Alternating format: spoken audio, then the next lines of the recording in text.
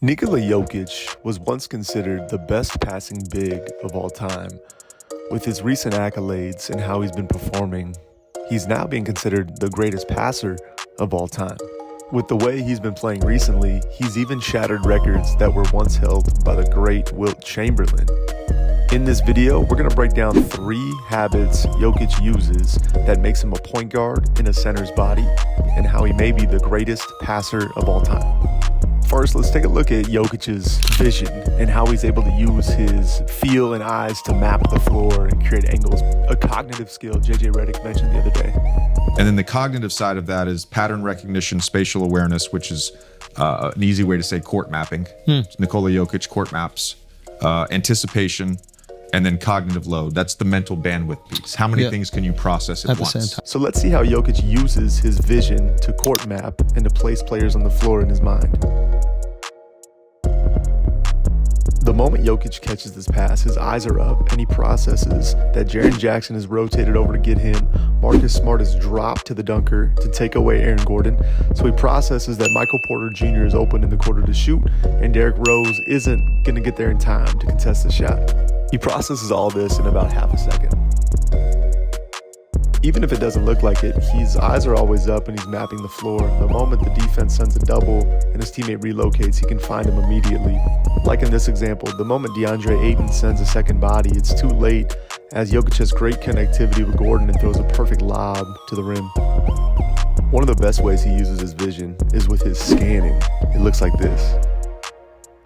Essentially, Jokić is using his eyes looking to the sides of his bodies to create windows to throw the ball to. Scanning allows you to visually map the floor pretty quickly, and it's not just a basketball skill. Lionel Messi is one of the best scanners in the world. Take a look. But his head is always like this. He's always moving.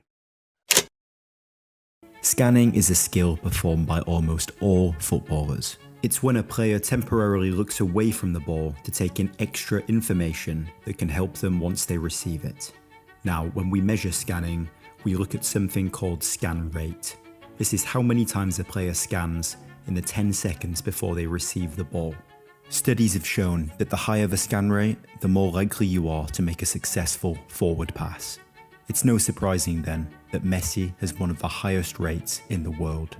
Messi scans an average of 5 times in the 10 seconds before receiving the ball. The average Premier League forward does this just 2.8 times. Scanning allows you to see and process more information in your field of vision. By looking right, then looking left, you can see where teammates will be, and it'll freeze defenders, creating windows to throw to. It's simple, but the more your eyes are up, the more that you can process. And by scanning, you can see more of the court. By having your eyes up, you can anticipate what's going to happen next. Look at all the processing Jokić does of the defense and of the offense.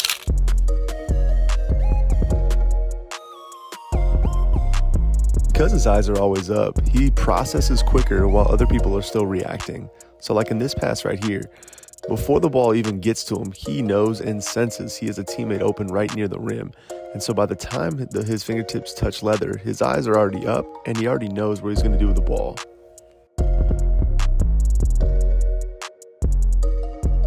If only.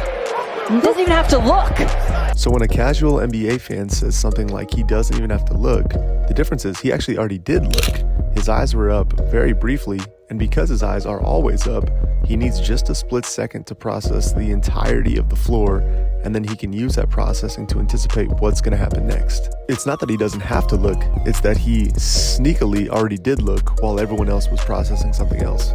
This broad external vision will give you unbelievable passes like this one, where Jokić catches the ball and fires it through the smallest window. And all of this occurred before Jokić even caught the ball. You can see as the ball's in flight, he already sees that Michael Porter Jr. is open under the rim and is anticipating the moment he touches the basketball. He's going to fire it through that window. The final thing Jokić does with his vision is he can hold players in place while looking at a specific area of the floor or at the rim. As he attacks the basket and the defense rotates over, he wants to look at the rim as long as he can to make sure the defense doesn't cheat his passing lane.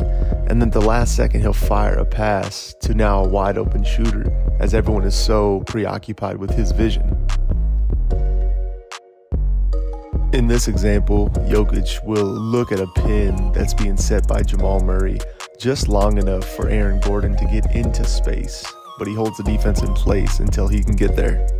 It's so hard to guard because Jokic will use his size and his strength to get to his spots, and then he'll hold the defenders in place with his vision just long enough until a window appears.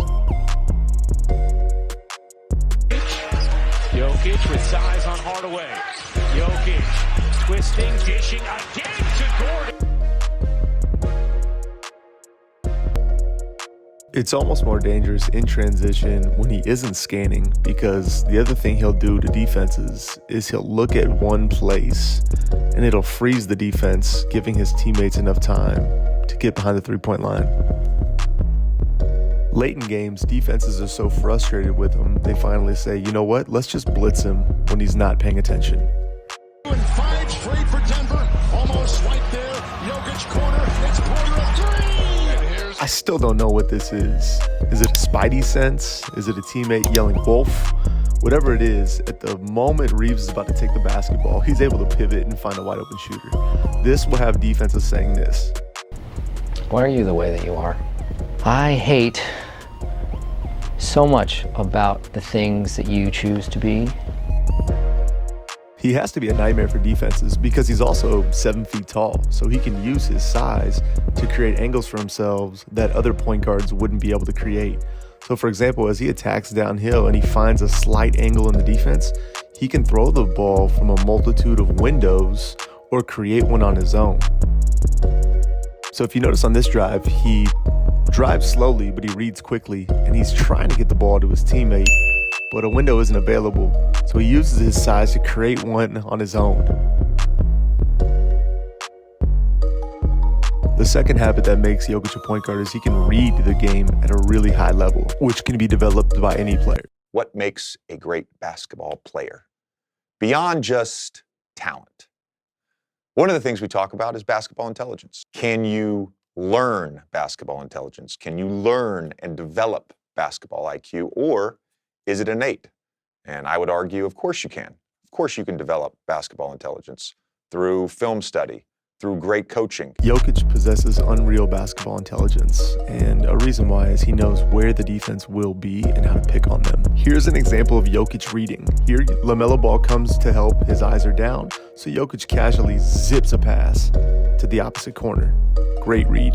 Again, similar play. Man, this is one of my favorites. So Jokic is driving, Paul Millsap is setting a pin for Jamal Murray, and Jokic is trying to manipulate Pascal Siakam here. Watch how he does it. He looks at Torrey Craig, getting Pascal to shift, creating a window for Jamal Murray. Incredible read. Similar read against Sacramento. Now Jokic is reading Keegan Murray.